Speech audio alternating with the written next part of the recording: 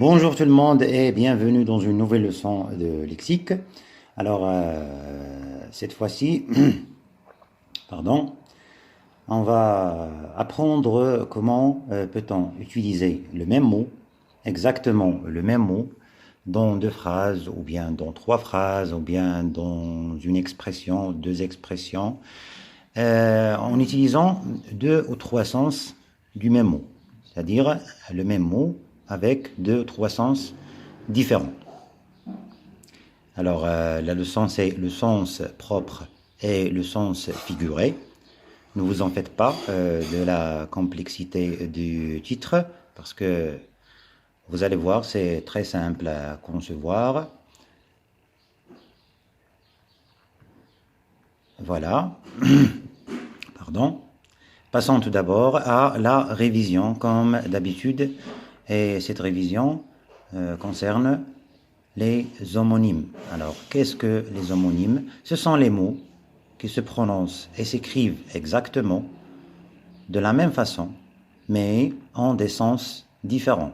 C'est ce qu'on a étudié. Et ça, c'est la première catégorie des homonymes. Alors, ils se prononcent, ils s'écrivent exactement de la même façon, mais le sens, ou bien les sens, sont différents. Exemple, bonne et bonne.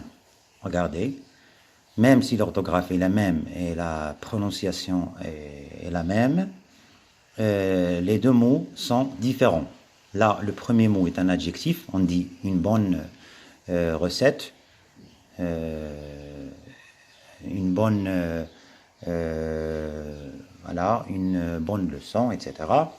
Et le second est le synonyme de la servante. On dit une bonne, c'est une femme qui travaille dans les maisons et fait les travaux ménagers. Très bien. Le deuxième exemple, pas et pas. Regardez, le premier est un adverbe. Là, on dit je ne suis pas à la maison. Pas. Le deuxième, c'est ce qu'on fait lorsqu'on marche. On dit par exemple, j'ai fait 3 pas, 4 pas en allant de ma chambre au salon, par exemple. Alors les pas. D'accord? Alors bonne et bonne sont des homonymes. Pas et pas sont des homonymes. La deuxième catégorie maintenant, ce sont les mots qui se prononcent exactement de la même façon, mais ils n'ont pas la même orthographe et le sens, ou bien les sens, sont aussi différents. Je répète, ce sont les mots qui se prononcent exactement de la même façon, ils ont une orthographe différente et des sens différents. Exemple, riz, pardon, et riz. Alors le premier, c'est une céréale, le riz qu'on mange, qu'on trouve dans la cuisine. Et là, riz, c'est le verbe rire. On rit quand on est heureux, etc. C'est le verbe rire. Alors là, regardez, R-I-Z, R-I-T. On n'a pas la même orthographe, mais la prononciation est la même. Et le sens est différent aussi. Ri et ri sont des homonymes. Le deuxième exemple, sont et sont. Alors le premier ici, c'est sont, c'est un nombre. Et sont ici, c'est le verbe être au présent à la troisième personne du pluriel. Sont, la même prononciation, mais le sens n'est pas le même. Et l'orthographe est différente. Sont et sont des homonymes. Très bien. Maintenant, on passe à l'observation de nos exemples. Alors, on a 6 phrases qu'on va étudier. De nombreux éléphants meurent chaque jour à cause des braconniers. Je meurs de faim. Prenons le déjeuner. En jouant comme ça, tu risques de tomber. En fouillant dans le tiroir, je suis tombé sur un livre intéressant. Le cœur est un organe vital sans lequel on ne peut pas vivre. Ce quartier est le cœur économique de cette grande ville. Très bien. Alors on a 6 phrases sur lesquelles on va travailler.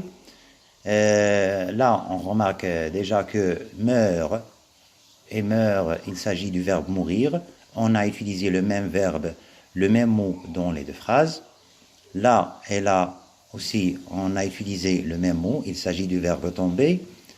Là et là, on a utilisé le même mot. C'est un nom, c'est le cœur. Mais vous allez remarquer que dans les deux phrases ici, ici et ici, il ne s'agit pas du même sens. Regardez là par exemple, quand on dit les éléphants meurent, ils meurent littéralement, ils cessent de vivre. Mais là, lorsque je dis je meurs de faim, alors je ne suis pas exactement mort. D'accord? Alors analysons nos phrases pour voir de quoi s'agit-il. Et commençons tout d'abord par les deux premières phrases. De nombreux éléphants meurent chaque jour à cause des braconniers. Alors les braconniers, ce sont les chasseurs qui n'ont pas de permission pour chasser.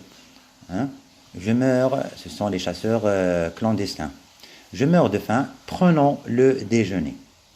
Allez, qu'est-ce qu'on constate? Qu'est-ce qu'on remarque?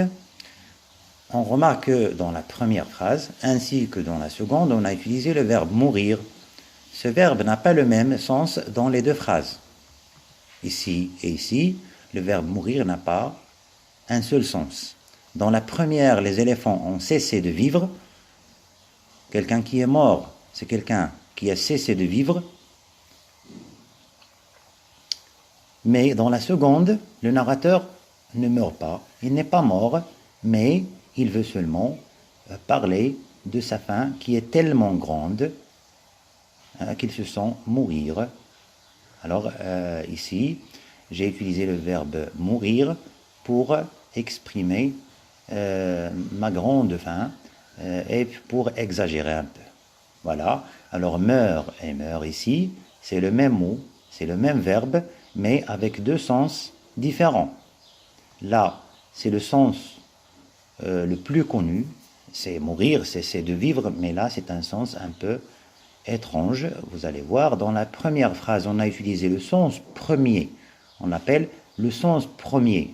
Cesser de vivre, c'est le sens premier du verbe mourir. C'est le sens le plus utilisé. Quand on dit à quelqu'un mon chat est mort, par exemple, alors il va comprendre tout de suite que ton chat a cessé de vivre. C'est le sens premier du verbe mourir. Alors, quand il s'agit du sens premier, c'est le sens propre. C'est la fin de la vie.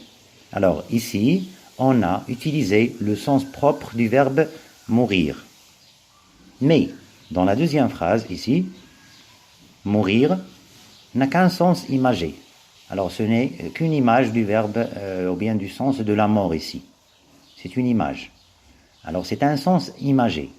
Et puisqu'il s'agit d'un sens imagé, c'est le sens figuré du verbe mourir. D'accord? Alors là, il s'agit du verbe mourir au sens propre. Là, ce n'est que le sens figuré du verbe mourir. Alors voyons les deux phrases suivantes. En jouant comme ça, tu risques de tomber. En fouillant dans le tiroir, je suis tombé sur un livre intéressant. D'accord. Qu'est-ce qu'on remarque? On remarque que dans la première phrase, ainsi que dans la seconde, on a utilisé le verbe tomber, là et là. Ce verbe n'a pas le même sens dans les deux phrases. C'est la même chose que dans les deux premières phrases. Dans la première, il s'agit de perdre l'équilibre et de se renverser par terre.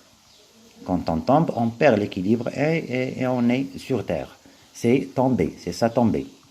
Mais dans la seconde, quand on dit tomber sur quelqu'un ou sur quelque chose, cela veut dire trouver. D'accord? Là, tu risques de te renverser et tu vas te blesser par exemple. C'est le sens premier du verbe tomber. Là, quand on fouille dans le tiroir et on tombe sur quelque chose, c'est-à-dire on a trouvé quelque chose. Alors là, il s'agit du verbe tomber au sens propre. Là, c'est le sens figuré du verbe tomber. Dans la première phrase, tomber a un sens propre. C'est ce qu'on a dit. Mais dans la seconde, il s'agit du sens figuré du verbe tomber.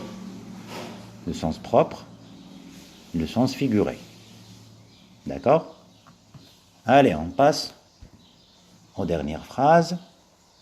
Le cœur est un organe vital sur lequel, ou bien sans lequel, on ne peut pas vivre. Ce quartier est le cœur économique de cette grande ville. Alors, qu'est-ce qu'on remarque? Déjà, on a utilisé le mot cœur dans les deux phrases. Alors, les deux phrases contiennent le cœur. Dans la première phrase, on parle de l'organe qui pompe le sang dans les veines. Alors, les animaux, les personnes ont un cœur. Il est dans la partie inférieure gauche de la poitrine. Et c'est le cœur qui pompe le sang dans les veines de nos corps. C'est un organe, comme les poumons, comme les yeux, etc. C'est le cœur. Alors, c'est le sens premier de cœur. Dans la deuxième phrase, il s'agit d'un quartier très important de cette ville. Alors, dans toute ville, il y a ou bien des quartiers qui sont importants, qui sont des quartiers économiques où on peut trouver beaucoup de gens, etc. Alors, quand il s'agit d'un quartier très important dans une ville, alors ce quartier est le cœur économique, le cœur, voilà, le cœur économique, le cœur administratif, etc., de cette ville. D'accord? C'est-à-dire, ce quartier est très important dans cette ville et pour les gens de cette ville. Tout le monde y va. Le sens de cœur dans la première phrase est un sens propre. Là, c'est le sens propre. On parle du cœur, l'organe, etc.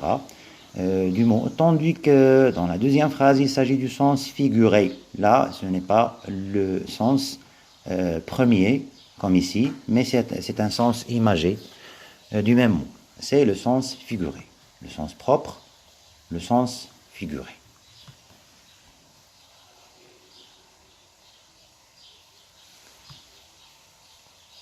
Alors voilà, vous allez écrire la date, lexique, le sens propre et le sens figuré, c'est notre leçon. Et puis on écrit nos 6 phrases, ce sont les exemples. D'accord? Et puis on conçoit notre règle, d'après ce qu'on a appris. Lorsqu'un mot est utilisé dans une phrase ou une expression dans son premier sens, le sens le plus commun, c'est-à-dire le plus connu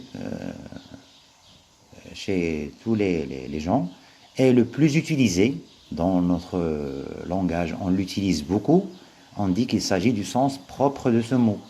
Alors quand on dit par exemple le cœur est un organe vital, là il s'agit du premier sens du mot cœur, c'est le sens propre.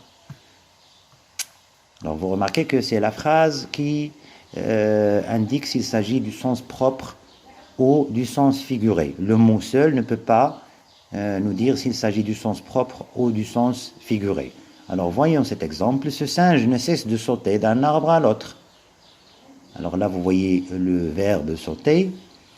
Alors il est utilisé au sens propre du mot sauter. C'est se déplacer physiquement d'un lieu à un autre. D'accord? Alors le singe saute d'un arbre à l'autre. C'est ce que font les singes. Alors sauter ici est utilisé au sens propre du mot sauter. Le même mot peut prendre un sens imagé, un sens moins commun, qui n'est pas connu par tout le monde, et un sens peu connu, c'est ce qu'on a dit, voilà. On dit alors qu'il s'agit du sens figuré du mot. Alors on va reprendre le même verbe. Lorsque je suis entré dans cette pièce, la première des choses qui m'a sauté aux yeux, c'est sa beauté et c'est sa simplicité. Très bien. Lorsqu'on a dit ici sauter aux yeux, c'est-à-dire que j'ai remarqué. C'est-à-dire c'est comme si on a dit la première des choses que j'ai remarqué, c'est sa beauté, c'est-à-dire la beauté de la pièce et sa simplicité. D'accord? Alors ici, sauter aux yeux, cela veut dire remarquer. Les choses, ou bien les apparences ne sautent pas vraiment aux yeux. C'est le sens figuré du verbe sauter. Alors là, on a le sens propre de sauter. Là, on a le sens figuré du même mot. Très bien. Alors, entraînons-nous un peu et travaillons sur ces phrases. On va dire s'il s'agit du sens propre ou du sens figuré des mots en couleur dans les phrases suivantes. Allez, on commence par la première phrase. Est-ce que ma question est claire? L'eau de cette source est très claire. Les tigres sont désormais une espèce protégée. On ne les chasse plus. Que la chasse au trésor commence. Ma main tremble. Cette secrétaire est la main droite du directeur. Très bien. Alors là et là, on a utilisé le mot clair. Dans la troisième et la quatrième phrase, il s'agit de chasse. Alors il y a le sens, mais là, il s'agit de la chasse, c'est le nom, mais là, c'est le verbe. Mais le sens est toujours le même. Il s'agit de chasser. La main, ici et ici. Alors, corrigeons. Dans la première phrase, est-ce que ma question est claire? C'est le sens figuré. Une question qui est claire est une question qu'on comprend.